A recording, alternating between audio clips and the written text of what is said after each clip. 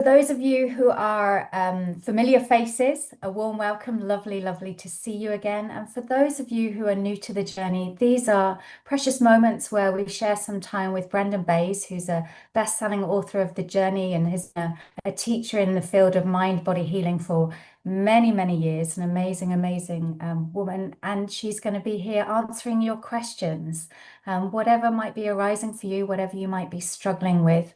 Feel free to ask the questions. I'm going to talk a little bit about how to do that. So if you do have a question that you'd like to ask of Brandon, there is at the bottom of your screen, at least at the bottom of my screen and most people's screens, there's a button called React button. And mine shows up with a heart like this.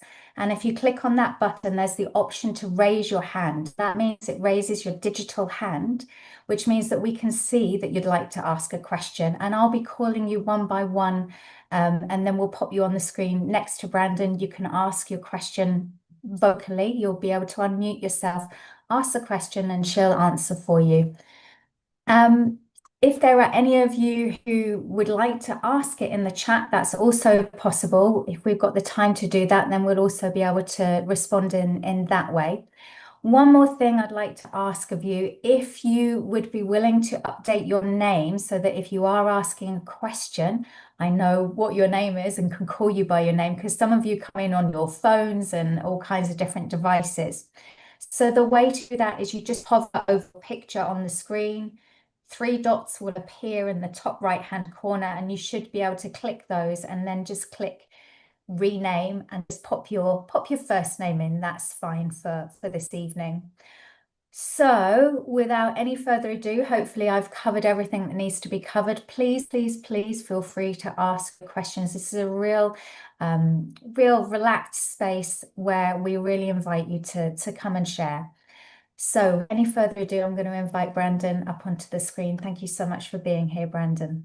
And a heartfelt namaste to everyone. And I'm just welcome you with all my heart. This is only the third conversations with Brandon that I've had. And it feels like such a time for us all to come together. And we're living through such crazy times right now. And there's so many more added stresses that are here now than there were even a decade ago. And it just seems like we're being, assaulted from all sides. And so I wanted to just have a very intimate and relaxed forum so we could all come together and take a few moments just to let our hair down, to relax, have a short meditation, and then open from there with what's really been arising for you. And then maybe we can explore together how that could possibly be resolved. And we'll just see what happens out of that. And so it's a time for you to let it be about you. And you just taking time for yourself to relax, to open, and to really welcome up whatever your own truth would like to reveal to you. And we can explore that together. So before we dive in, let's take a nice deep breath in together. And sighing it out and closing your eyes. And another nice deep breath in, and take all the stress that's been with you today. And just as you breathe in, blow it out of the room.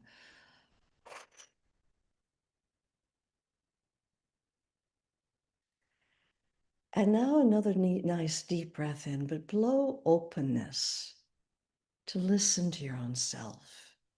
Breathe that into the room.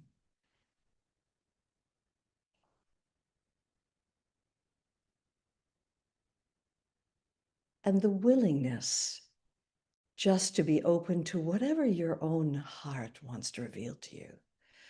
We're all so busy in our lives, and we don't take a moment just to stop, breathe, and listen.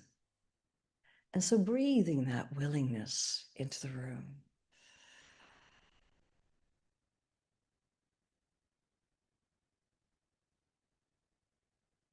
And trust. Trust in yourself.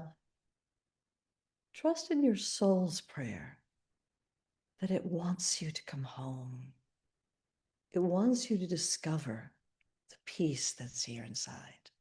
the love that is your essence. It wants you to free yourself from these areas of our life that no longer serve us. And so breathing that trust into the room.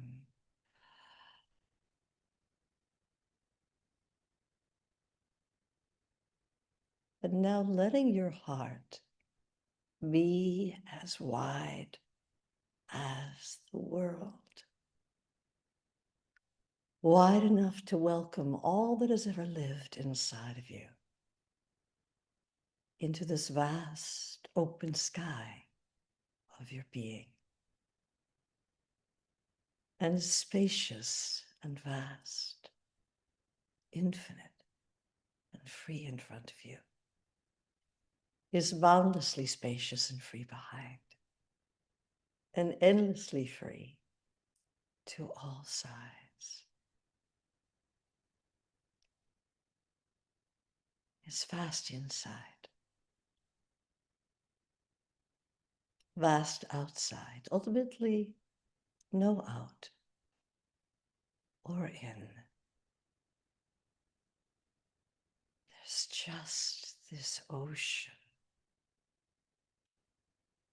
of ever deepening stillness. And now giving permission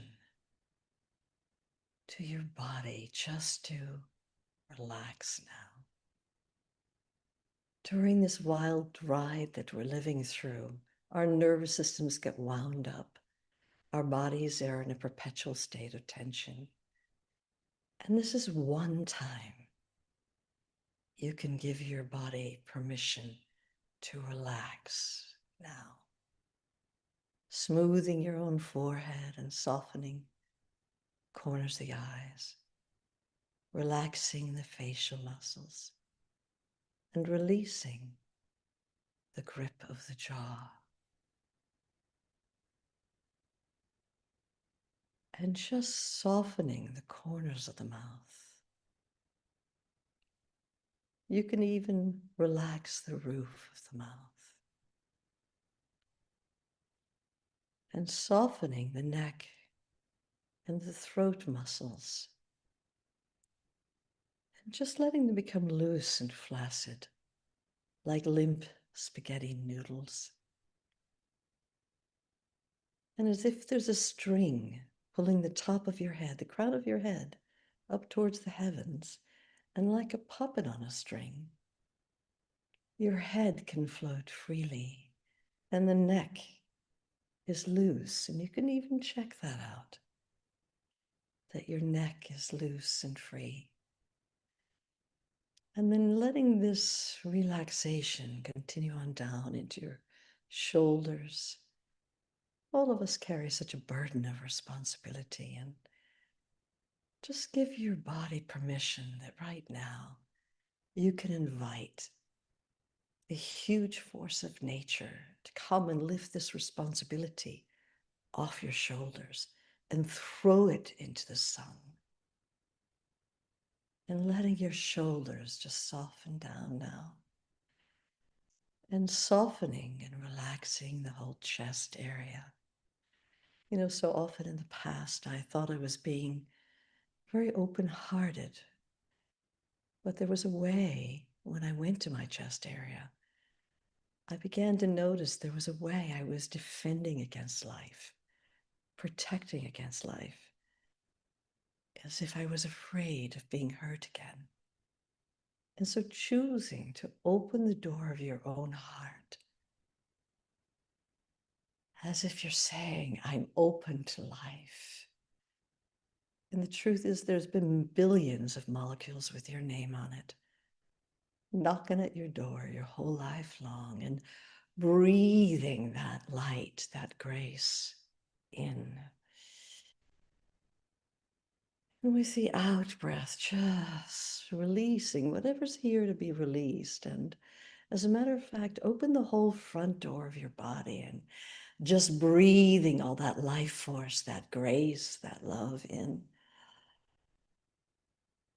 And with the out breath, a release, a letting go is happening, like waves of the ocean flooding into the body. And it's carrying away from your body what is ever's here to be let go of and released. And breathing into your solar plexus area. And with the out breath, a releasing is happening, and in breathing into the stomach and the waistline area, and breathing that life force, that grace, that light in, and letting it flood all the organs inside. And like the waves of the ocean with the out breath, something is releasing, letting go, drifting out with the tide, and breathing into your belly area and your whole pelvic region, and breathing all that light, that grace, that life force in, and letting it all penetrate every cell. And with the out breath, some sort of release is happening, and letting go and breathing into your bottom. Release is happening, and into the upper thighs and middle of thighs, knees, legs, and feet. Just breathing that grace in, that life force, that transmutational healing grace, letting it flood every cell. And as the waves of the ocean go out with the out breath, something is being pulled, taken away, letting all tension flood out of the body. And then sometimes we erect walls against life that are sort of in front of the body, as if we're bracing against life.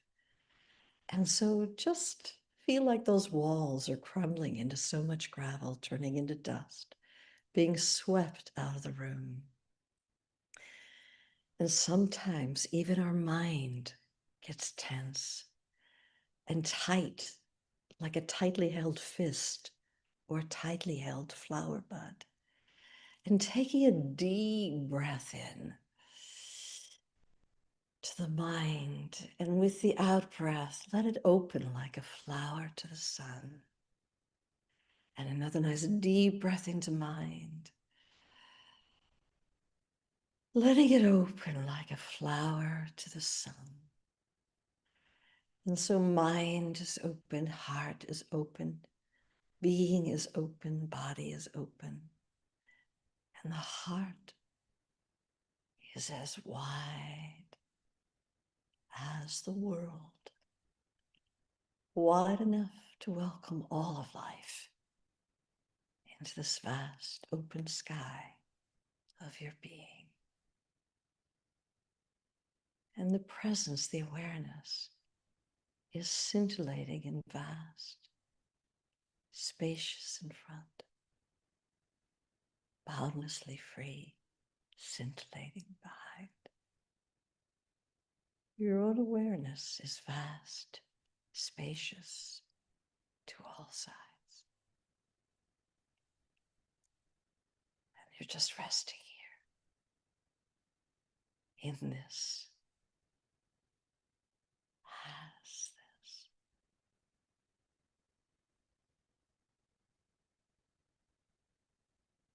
Open sky of all acceptance, all love. And giving yourself permission just to relax, just to let go, just to be here with yourself in this open sky of all acceptance. Now going to your heart. And if your heart had some issue that were arising, some question that is here, that it's been grappling with, or in some way trying to handle, just welcoming your heart to give rise to whatever's there. and that for once you're going to listen and be present with your body, with your heart, with yourself. So taking a nice deep breath in and sighing it out. And another nice deep breath in and sighing it out.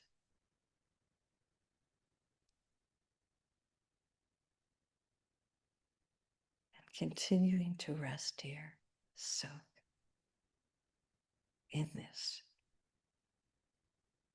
as this, so that eyes open or eyes closed. Same. Another nice deep breath in and sighing it out. And one more nice deep breath in and sighing it out. And you can open your eyes now into this vast open sky of all acceptance.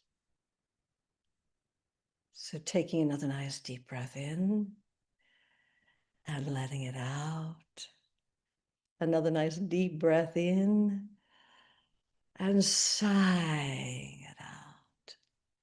And if the eyes have not yet opened, this is your invitation to open your eyes now.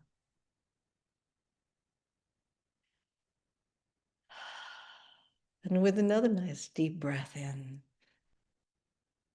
sighing it out, become aware of your own awareness, that your own presence with your eyes open is vast and spacious, free and endless in front of you, is boundlessly spacious and free behind, endlessly free and spacious to all sides. And just resting here in this vast open sky of your being. And we'll let the conversation unfold from here. And if the heart reveals something that's here that wants to be shared or some questions arising, this is that time. And so if you'd like, you can raise your hand and Claire will call upon you. Otherwise, we just hang out and soak here. Yes, so Caroline has raised her hand. Yeah. Namaste, Caroline. Namaste, Brandon. Yeah, my question is it just a process and I cannot influence how long the process goes, that since I have joined the journey last year, in beginning of last year, when I do journey work, when I go through a journey with drop downs, can take me 3 to 4 hours. I get totally stuck. I panic. I know I cannot do anything wrong, but there's a part in me that is like, no, that's wrong. It's not right. And I just. It's because you're listening to your mind. How most drop throughs take maximum 7 minutes maximum. So if you're struggling with opening down through the emotions, it's because some part of your mind is trying to manage the process. It's trying to control it. It's like you're trying to manipulate and you're trying to shut down whatever emotions are the uncomfortable ones. And then you get into a place of resistance inside of yourself. And then the mind judges you for not getting it right and not doing it well enough. And so what I would suggest is just when you next go into a journey process, just decide to soften and take your mind and put it into a theater 10 miles away. And it can make all the comments it wants to make, but it'll make it in a distance so that you can just be present to yourself. And what I strongly recommend, and just try something right now, just close your eyes. Just close your eyes, and everybody can do this. And let's take a nice deep breath in and letting it out. And go to a part of your body where you're feeling a little tension or stress or holding or contraction or resistance going on. Just locate that part of the body. Can you locate it now? Okay, and put your hands there, wherever this tension is in your body, that you're feeling this tension or stress or holding. Okay. Okay, so it's too far behind you, but just put your hands on the front of your body then, and just communicate that these healing hands are here. And just open your jaw for a moment and let go of control. So much of our tension resides in our jaw. And when we're holding tension, we grip with our jaw. And when we let go the tension in the jaw, it's like we're telling our body, let go control. So release right now the tension in your jaw. And then taking a deep breath in. And at the top of the breath, breathing out. At the bottom of the breath, breathing in. Just this circular breathing at the top of the breath, breathing out. At the bottom of the breath, breathing in. And bring your breath to that area on your shoulders where all the tension is. And if there were, just keep your mouth flopped open.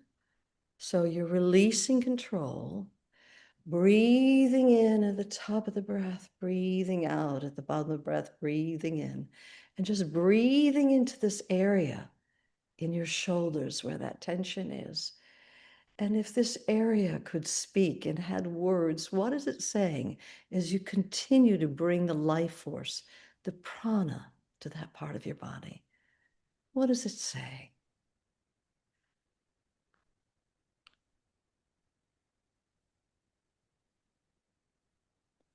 What is it saying? If this area could speak and had words, or if there were a feeling here, what is the feeling that's stored here? Yeah, I think the feeling would be sadness, but it's maybe because I already was in, oh my gosh, nothing is coming. I'm like, I don't know what it's saying.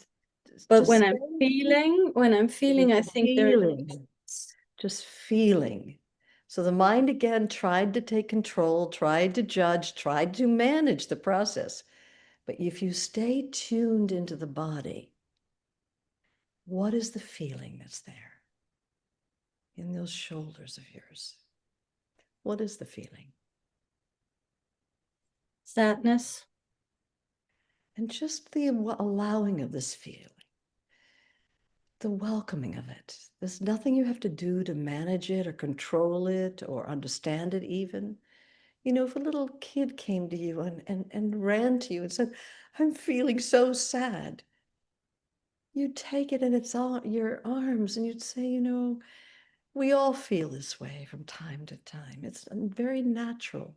And you'd embrace that child. And so just embracing this sadness, nothing to do to fix it or change it.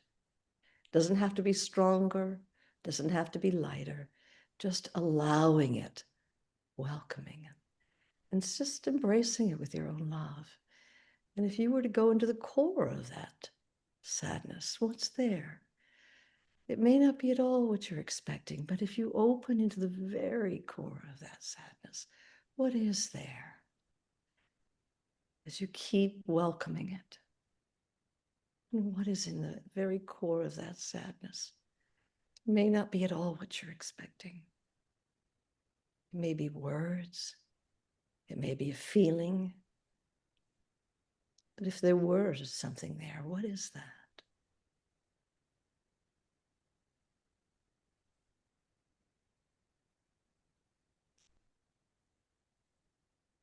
And let go the pressure. I can feel the pressure you're putting on yourself to feel. And how does it feel that you're always pressuring yourself like this, trying to get it right? I feel that pressure. And how does it make you feel that you do this to yourself? More You're sad. even more sad. So open into that feeling of sadness and just welcome it. And then taking a nice deep breath in here and letting it out and opening your eyes. Okay, and so it's very clear what's happening. You are putting this huge, enormous pressure on yourself. Could you feel it? Your whole chest went like this. Could you feel that? Yeah. And that's almost like you're a slave driver, whipping yourself. You must feel what's here. You should be feeling. And the more you do that, the more tense you get. It's impossible to feel.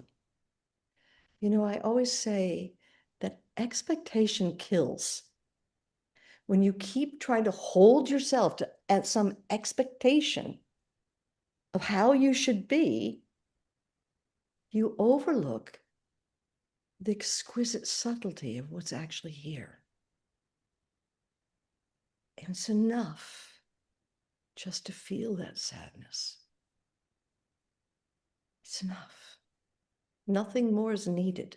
The more you force, the more you push, the more you try, you will push that thing you're looking for away. It's like, you know, a drowning person is in the water and someone from a boat throws them a life preserver. And they're scrambling to get to the life preserver. Only the more they scramble, the more they push the very thing they're wanting away from themselves. And finally, the man in the boat says, just stop. Breathe. Let your feet just paddle quietly beneath the surface. And when all the struggle stops, lap by lap by lap, the life preserver comes to you. And in the same way, this is the way it is with emotions. The more you try and struggle, you push them away. The more you just relax and treat them the way if a little kid came to you and said, I'm scared, I'm sad, I'm angry. And you say, oh, it's okay. We all get that way.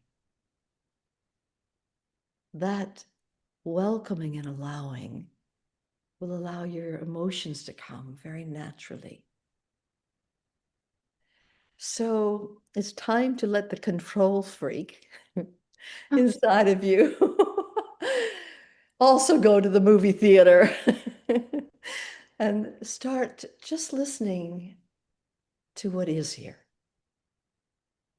We don't need to make a big drama out of it, just to allow whatever is here. Yeah. So If I knew how, because the whole, I everything you say is like, I know that. But how do I change it, you know? you breathe into the part of the body where the pain is. And by taking your breath to that area, in certain traditions, the chi, the prana, is considered to be divine. It brings grace to that area. And it allows you just to feel naturally what's there. And if you don't push it, the sadness just came naturally. But then you felt it had to be more than that, or different than that. Yeah, because there has to come something new and it only has to take 7 minutes. And it's like, you know, that's all in my head. It's all in your head. So just keep your focus on the body. Mm. Always focus on the body. So I guess the The answer. body never lies. So every time the mind comes in, just stop Breathe, take your breath to the part of the body where you're feeling something. Bring all your awareness to the body, because the body never lies. Mind, all sorts of nonsense, but the body never lies. So, a heartfelt namaste. Thank you.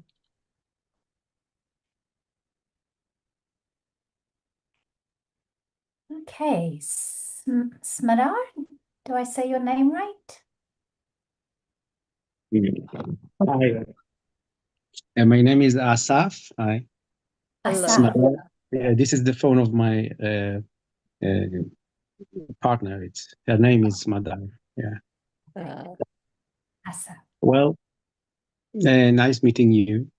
It's beautiful. I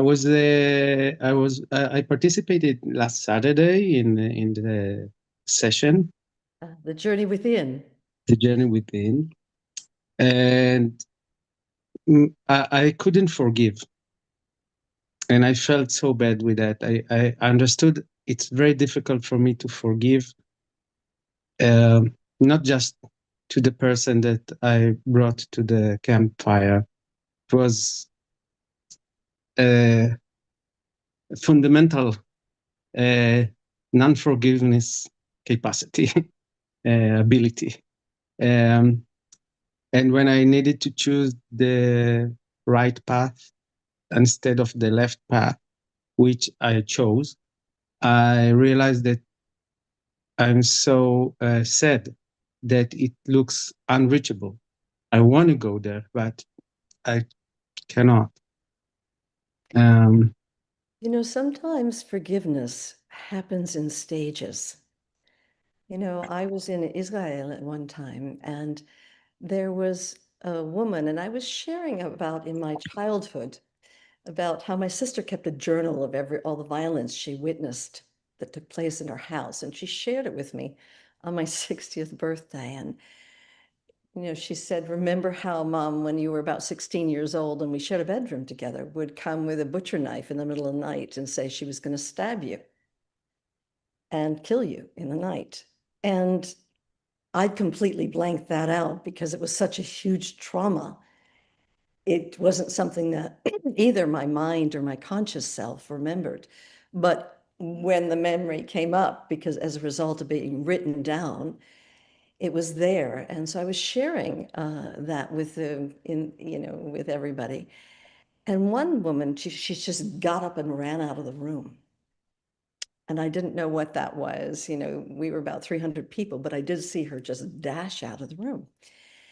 But on the final day of the Journey Intensive, she stood up when we were sharing in satsang, and she said, I want to apologize for running out of the room when you shared about your mother. She said, 4 years ago, on this very day, would have been my youngest son's birthday. But my husband stabbed all 3 of my children. And she said, the first time I went into the journey process, I had God there at the campfire. And she said, I was so angry that God let this happen, that my children would be stabbed to death. Obviously, her husband is in prison. And she said, I was just so angry at God, and I didn't know how to forgive God, who could let this happen to my beloved children. She said, but finally, at the end of the process, there was a little shift, and I forgave just a little bit. She said, the next day, I did the journey process, and my children showed up. And even though I knew there was nothing they could do about it, I felt so angry at them for abandoning me, even though they didn't have a choice in that matter. And when she finally released all that, then she could finally let go of all her grief. And when she finally let go of all of her grief, she was able to forgive these children for leaving her, even though they didn't have a chance. She said, on the third day, my husband finally came into the process. And there was no way I was going to forgive him. And she said it seemed like an hour long. I was just raging and raging, and how could he do this to our children, and on and on. And when it came time to finally forgive, I realized I could only forgive him maybe 2%. She said, but when I look down the future, I realized that maybe in a few months from now, I could forgive 10%. And then some months after that, 20%. And then some months after that, 30%. And she said, I could see that by the end of the year, I could finally find full forgiveness. And indeed, it was a year later that she ended up publishing a book about the healing power of forgiveness and how it had freed her. But sometimes when something has happened to us that's completely unacceptable by any human standards, cultural standards, religious standards, we have to distinguish between saying absolute no to those actions. They are not forgivable. But say yes to forgiving the soul. And when you forgive, it's not like you're letting that person off the hook. They're going to have to face their own journey in finding forgiveness. But when you do find forgiveness, it sets you free. It sets you free. Now, I've found that if I'm holding on to any anger or rage or blame or upset, forgiveness isn't possible.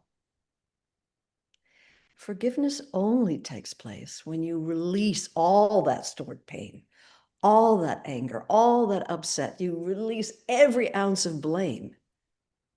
And when all of that has been let go of, nature abhors a void. And forgiveness floods in naturally. But if you're still holding on to some little bit, you're right. Forgiveness isn't real. So it's an invitation to you to, and we just did a taste there on Saturday with the Journey Within, where you were tasting what it's like to be able to empty out, what it would be like to forgive. And it's an invitation to go deeper into your journey processes and to really keep releasing, keep releasing, keep releasing, so that you're fully empty. And then you'll find that forgiveness comes naturally, and that in fact, that person had to play that role in your life so you could learn a life lesson that you couldn't have learned any other way. I know for myself, I've done a lot of outreach work in South Africa, and I would go into a 3 million person ghetto, a slum, which was highly dangerous for a white woman. And I'd have police officers and cars of them all around me to go in and do some work with the street kids. And one of the life lessons that my mother gave me, and I forever thank her for, is I had to learn compassion in the face of violence. And it's having learned that lesson that it enabled me to be able to go work, helping to get kids off drugs, off the streets, and do journey outreach work with them. So forgiveness can be quite a journey, quite a journey. And so you got an opening, a taste, and it's an invitation to really go deeper. So heartfelt namaste. Thank you very much. You're welcome very much. Beautiful. So, Annalisa, would you like to unmute yourself? Annalisa. Namaste. Namaste. So I'm not quite sure what my question is, but and I haven't been through the process. It's coming up. not this weekend, the following weekend. Okay. But I have a deep desire to get answers. And I know that we have lots of memory in our bodies. Mhm. So I'm hoping, and I don't know if there's a pathway to this, I'm hoping you have the answer to that, to get to get answers that may be hidden in my body, in my cells, and bring it to the forefront.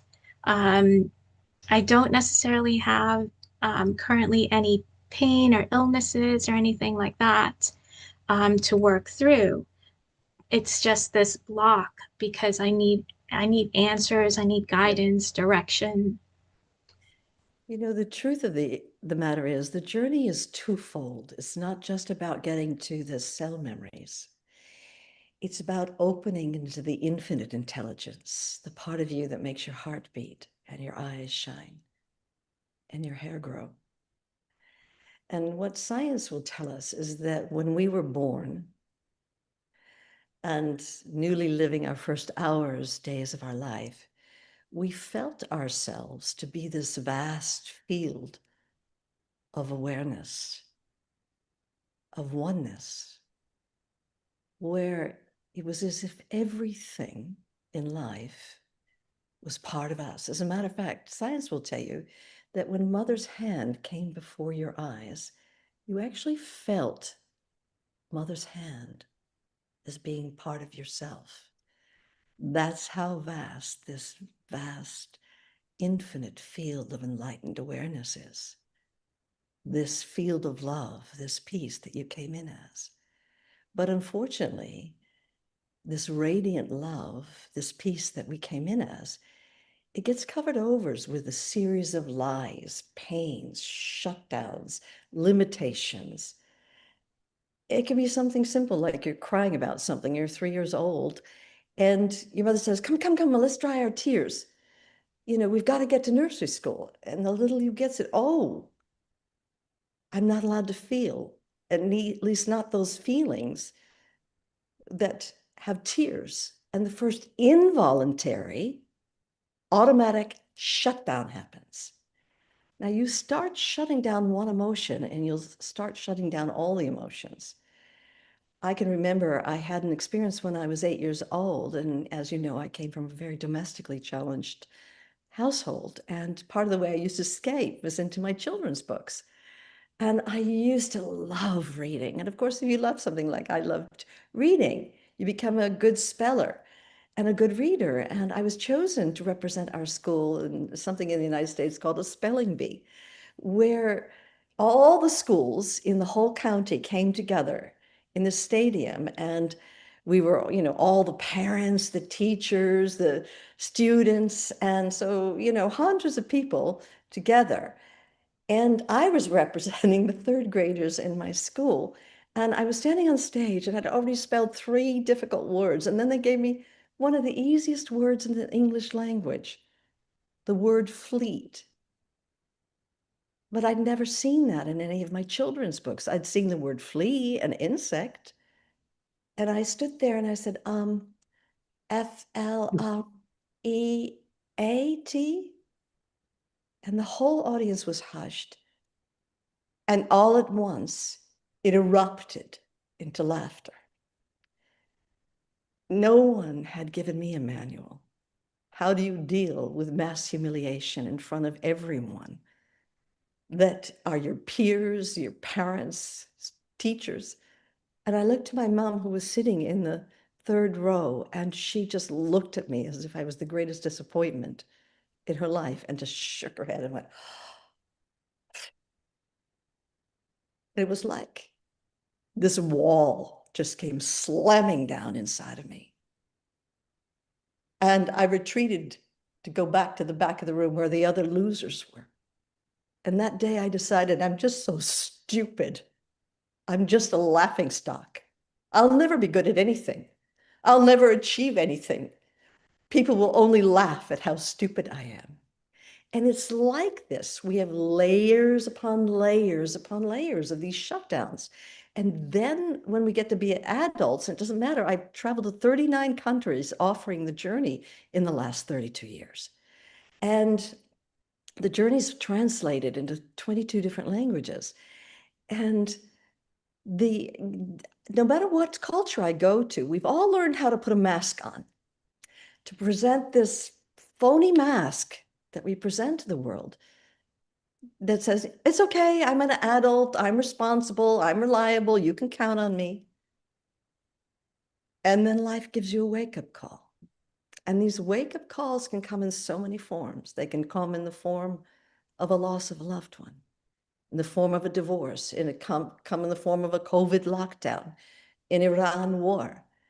It can come in the form, in my case, of a serious illness, where for one moment you crack through this hardened veneer you've been presenting to the world. And spontaneously, you end up opening down through the layers of the lies, the pains, the limitations, the negative beliefs you have about yourself. And spontaneously, you open into this vast field of love that is your essence, that is your soul. And you realize it's been there all along, but like me, you bought into all the layers that covered it. And if you're like me, you fall so in love with the truth inside, with the love that is your essence, that you will do anything to clear whatever obscures you, whatever limits you, whatever shuts you down, whatever lids you've put over your lampshades you've put over your light, so that this radiant love can live your life. And so what the journey first and foremost does is it opens you into that presence of love inside, that peace, that infinite intelligence. And you're guided by it into areas of the body where the cell memories are. And it's your own soul that helps you to release what's stored there, let go of, come to understanding, ultimately forgiveness, so that when new cells are born, they're born devoid of that old consciousness as new regenerative cells. And so when you undergo the journey, the first thing is about awakening to your true self, to this love that you came in as. That love is unfailing in its grace. It will guide you to what needs to be exposed, revealed, let go of, and healed. And so just trust. It's your soul that brought you to the journey. It's your soul that wants you to come home.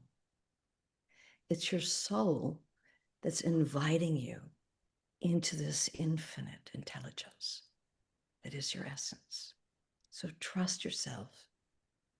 You will be guided not by me, though I'll be present there, not by the process, but by the truth inside. And you know what?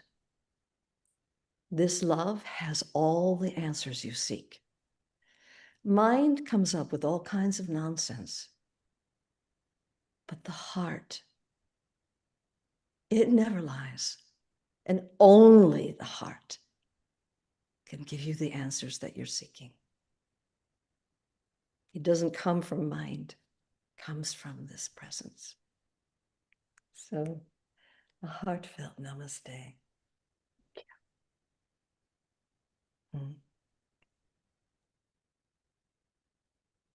Okay, and I feel our last share of this session is Martin. Martin, Yeah. you're calling in from Australia, huh? Yeah, namaste, Well, Brandon. last time you couldn't share because your microphone wasn't working.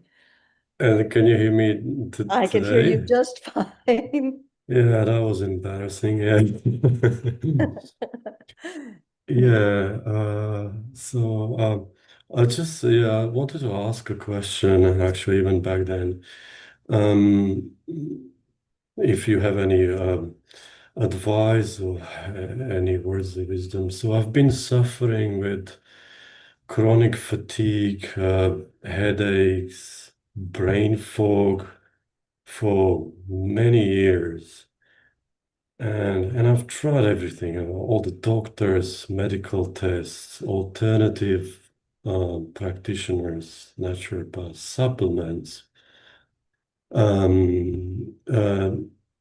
Yeah, the only thing I can say is probably somehow related to my gut, to like my there might be some imbalance in the gut microbiome, because later on the other symptom that also joined these main ones was like digestive issues, like Yeah. kind of like slow, yeah, and yeah, so I've been doing all this work. Like I've tried different diets. Like I've been eating so clean. I'm trying like vegan and low carb, like and all everything. And it's like it's just I've had like maybe marginal improvements, temporary improvements, but it just always goes back. Mm. Yeah. So chronic fatigue is usually caused by Epstein-Barr virus. And I just read in a scientific report that 80% of all adults in the world carry that virus. And that virus either goes dormant or it becomes active. And you are correct that in your gut, that if there's an imbalance there, if there's the flora isn't correct, and I don't know if you've done lots of antibiotics in this journey you've had with chronic fatigue, but it can really wreak havoc with our digestive systems, and it can take some time. And what I would suggest in the meantime is that everything, every bacteria, every virus has a consciousness. And I know this is a radical thing to suggest, but I would bring that Epstein-Barr virus into a journey process to the campfire and find out what its benefits are, what it's trying to give you, what you're meant to learn from it, and also what it's needing from you so it can move from being active into the dormant stage. And so literally as if its own entity. Now, the reason I share this with you is because I had something that had come in from the outside, and it was in the very beginning of the journey. And I was in London, and I had done, something like 17 different introductory workshops all around England, way back. I think this was 1994. And there was a promoter who was promoting me, and I did all of those for free. And we were just going to be doing 2 journey intensives. And he'd agreed that whatever was taken from that, that I would get half once the expenses were paid. And at the end of this 3-month tour that I'd done, he said, "I'm sorry, we have no money left and you can't get anything." So basically, I had paid for all out of my own pocket for all those people to come to the journey. So every person who attended, it was like I was paying for them to be there. And that's how it registered in my body, almost like they were sucking the life's blood out of me. Now, after I left London, and he finally agreed to pay me £1,000 for each event, which didn't begin to even pay for my expenses while being in England, Got to India, where I was going to see a master there. And I'd already had a ticket, so I had to take it anyway. It was a round the world ticket. And so there was nothing I could do. And I went there. And while I was there, it was Kevin's first visit to Papaji. And he was making he was so freaked out and afraid of all the bacteria and the viruses in India and all the parasites that they have. And he would make us this chai every morning where he'd grind the ginger and the cardamom and boil the tea to death with the plant milk in it, and just till it, it barely existed. And so we got home from, and we were fine. Neither one of us had any problems. So we were India. But I got home and I was on this round the world ticket, and I was visiting a friend with Kevin in Hawaii on my route back. And I was living in Malibu, California at that time. And we stopped there, and suddenly, while I was there, my stomach started to gurgle and churn, and it felt like this beer happening. And then I started to break out in sores on my face, close to my eyes, close to my lip. And literally something was eating me from the inside out. So I went to an integrative medical doctor, and who is also a herbalist. And he said, Brandon, this is some parasite from India. It may be that you will have to go to a big exotic parasite clinic in New York. And we can't know, it could end up in your liver and be there forever. And I said, but can you give me your strongest, like nuclear bomb version of herbs to try to get rid of it? And he said, these Indian parasites, they could, we can't know that it's going to work, And so I took the herbs, went home, started taking them, and 2 or 3 days went by, no change. And now the open sores were getting closer to my eye, and I was getting scared. And I thought, what have I got to lose? I'll do a physical journey. I realized, because what happened is I got home from the doctor's office, opened a can of spirulina that I'd taken with me to India, that are greens, super greens, to mix into our green smoothies in the morning. And I looked, and it started to move. And the parasites were in the spirulina, and I'd ingested them every day. And so I thought, okay, well, this is definitely something that's come from the outside, has gone inside, and is wreaking havoc in my digestion and in my skin. And so I did a physical journey, and I asked, what's causing this? And I went back to that memory where I felt like people were living off of me. And it was that consciousness of feeling like I was lived off, like I had to pay people to come to my events, that they were literally living off of me. I'd given 100% of my all. And I had this consciousness that was kind of like saying to the world, come on, come all, anyone who wants to live off of me, you're so welcome. And so at the campfire, I realized I'd created this whole consciousness in my gut, welcoming that parasitical consciousness. And when I journey style transmuted it and let it go, et cetera, we know how that happens. The next day, the sores started drying up. I mean, for several years after, you could still see, like faded scars, that have now, in the last 32 years, they've now, faded enough so that you can't see them, but I realized that everything carries a consciousness, as does your EPV, your Epstein-Barr virus. So my suggestion is take it and find out what is the consciousness that you've been holding on to that is not allowing the Epstein-Barr virus to go from chronic active to chronic dormant. And you have nothing to lose and everything to gain by that. And then maybe all the other things you're doing will now start to work when you've cleared that consciousness.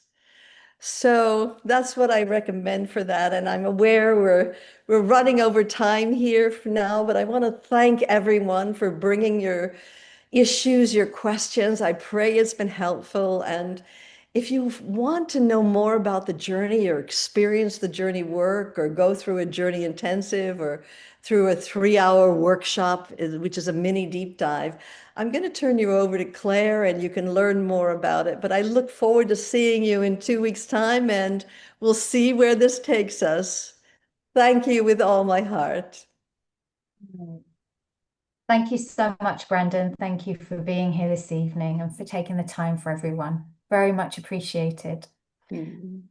So for those of you who are new to the journey and who would like to explore this a little bit further, we have a couple of different options for you. We have a 3-hour workshop, which you heard Brandon speak about briefly earlier on. 3-hour workshop where you get a taster of each of the elements of the journey work. And it really does give you an introduction to how powerful this can be. The next one is coming up at the end of June. And if you're already ready and know that you're ready for a full immersion, for a deep dive and ready to kind of really roll up your sleeves and undergo this work, which I have to tell you is just life-changing. I mean, there are many people in this room who would agree with me, who have gone through the Journey Intensive or have done the whole practitioner program. The Journey Immersion is the foundational work where you spend 3 days where we undergo. The first day is called the Emotional Journey Day, where you learn the emotional journey process, where you allow your emotions, just as you saw Brandon doing this evening with one of the participants who is here, just to welcome the emotions and use those as the gateway to your soul. And so the Emotional Journey Day is where we teach you through the emotional journey process and you undergo it for yourself with another participant. Day 2 of the Journey Immersion is the Physical Journey Day, where we take a guided introspection into the body and find out really an area of the body that's calling for some attention. And then day 3 is the third process day, where we add in some extra skills and tools to really support the process in going deeper. So if you are ready for any of those, I've put some links in the chat here. Anyone, please feel free to comment. For those of you who have undergone this work, please let the others know how amazing it is. I can advocate it for myself. I came to the journey back in the late 1990s, having an ovarian cancer diagnosis, and I got a whole lot more from this than I ever imagined, not only uncovering what put that in place, but this work has changed my life profoundly and continues to do so after nearly 30 years, over 30 years.